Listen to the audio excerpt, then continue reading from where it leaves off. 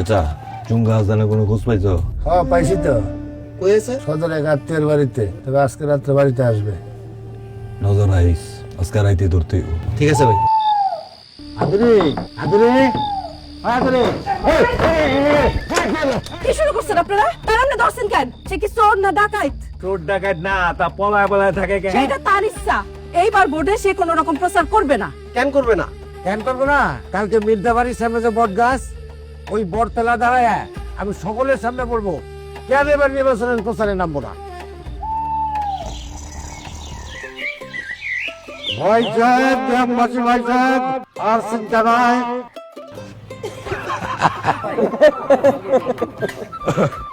আসসালামু আলাইকুম। আপনারা সবাই জানেন মজুরির বিনিময়ে এই চুঙ্গা ফুইটা প্রচার প্রচারণা চালাই, কিন্তু আমার সেই গুণ কখনো কখনো ভালোর সাথে মন্দ ডেকে। সেটা কেমন? প্রত্যেকবার নির্বাচনের সময় এই প্রার্থীরা আমার নিয়ে টানা আসতে শুরু করে দেয়। কেউ কেউ তো আবার বকাবাদ দিও করে, হুমকি ধামকিও দেয়। তাই আমি ঠিক করছি এইবার আমি কারো প্রচারণা নামবো না। কেন নামবা না? টাকায় না বসলে কও, দিন 1000 টাকার জায়গায় 2000 টাকা দিব। আরে মিয়ারা, নির্বাচনের কিছু নিয়ম কানুন আছে। নির্বাচনের আইনে ব্যয় সীমা লঙ্ঘন করলে শাস্তির বিধান আছে। আর নির্বাচনে কত টাকা খরচ করবা সেটা কড়াই গন্ডায় ব্যাংক অ্যাকাউন্টের মাধ্যমে হিসাব দিতে হবে। এইবার কিন্তু নির্বাচনে পোস্টার ছাপানো যাবে না। তাই নাকি? আরো আছে, কত বড় কয়টা ব্যানার বানাবা, সেগুলো কিভাবে লাগাবা, নির্বাচনী যে প্রতীক সেই প্রতীকটি কত বড় করে বানাবা সেটাও নির্বাচন আচরণ বিধিতে লেখা আছে। প্রচারে জীবন্ত প্রাণী ব্যবহার করা যাবে না, গেট বা তোরণ এইটা বানানো যাবে না, আলোক সজ্জাও করা যাবে না। তুমি এত সব জানলা কি করে?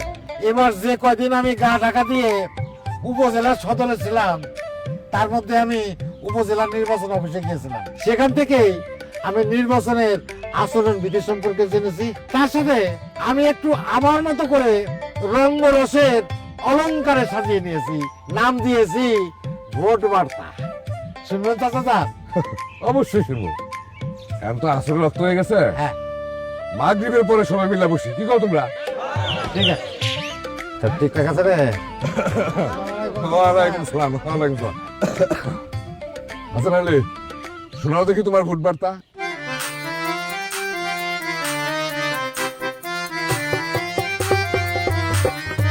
আর নির্বাচন কমিশন যখন তফসিল করবে জারি, নিয়ম কানুন জেনে নেবে তখন তাড়াতাড়ি। ভুল করলে কুল হারাবে, পাবে না তো ক্ষমা, বিধি মতো মনোনয়ন দিতে হবে জমা। প্রতিটি বরাদ্দ পেলে তারপর থেকে প্রচার শুরু করতে হবে বিধি মনে রেখে। ক্ষমতার বাহাদুরি হুমকি ধামকি মানা, তেমন হলে শাস্তি হবে সাথে জরিমানা।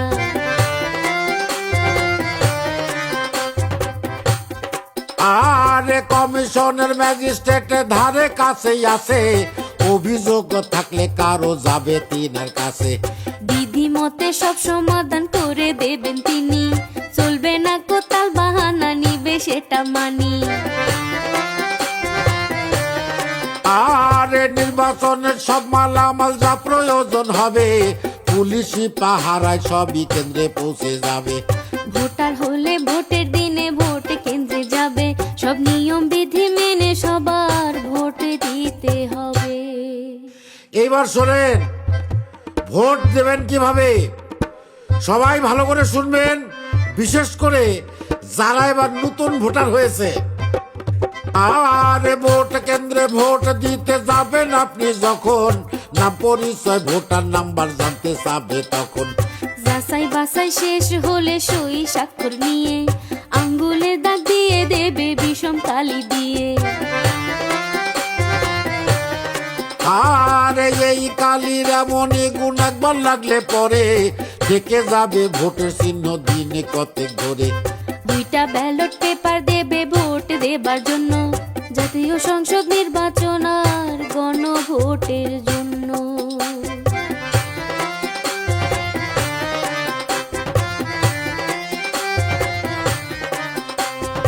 আরো দেবে সিল মোহর কালি থাকবে তাতে চলে যাবেন গোপন ঘরে কেউ না দেখে যাতে মার্কা দেখে সংসদের ভোট দেবেন সাজা এটা আপনার অধিকার মনে রাখবেন তা গণভোটের মতো জানাবেন হ্যাঁ কিংবা না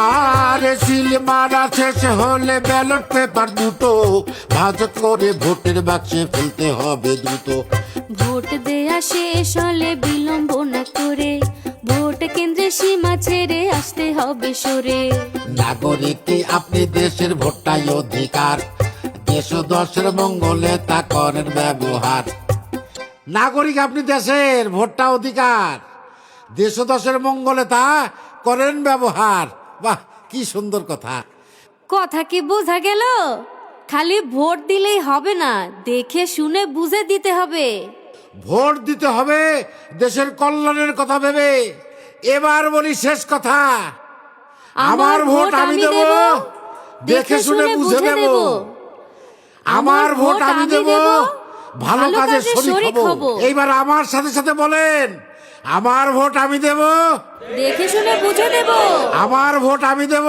ভালো কাজে শরীক হব হ্যাঁ